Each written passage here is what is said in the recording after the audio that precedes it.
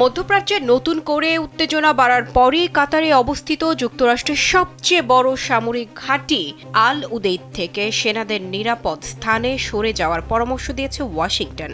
দোহার এই ঘাঁটিতে বর্তমান প্রায় 10,000 মার্কিন সেনা অবস্থান করছে। বার্তা সংস্থা রয়টার্স জানিয়েছে, বুধবার সন্ধ্যার মধ্যেই সেনাদের ঘাঁটি ছাড়ার নির্দেশ দেওয়া হয়েছে।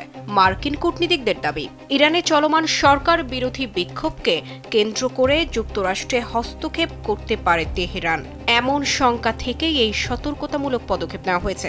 এদিকে ইরান অভিযোগ করছে, দেশটির অভ্যন্তরীণ বিক্ষোভে ইসরায়েল পেছন থেকে কলকাঠি নাড়ছে। পাশাপাশি তেহরান হুঁশিয়ারি দিয়েছে, প্রয়োজনে সৌদি আরব, কাতার, সংযুক্ত আরব আমিরাত ও তুরস্কে অবস্থিত মার্কিন ঘাঁটিগুলোতে হামলা চালানো হতে পারে।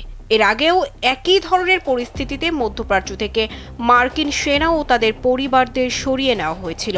গত বছর যুক্তরাষ্ট্র ইরানে বিমান হামলা চালানোর পর কাতারে অবস্থিত আল উদেইদ ঘাঁটিতে ইরানি ক্ষেপণাস্ত্র হামলার ঘটনাও ঘটে। বিশ্লেষকদের মতে, ইরান যুক্তরাষ্ট্র উত্তেজনা যদি আরও বাড়ে, তাহলে পুরো মধ্যপ্রাচ্য নতুন করে একটি বড় সংঘাতের দিকে এগোতে পারে।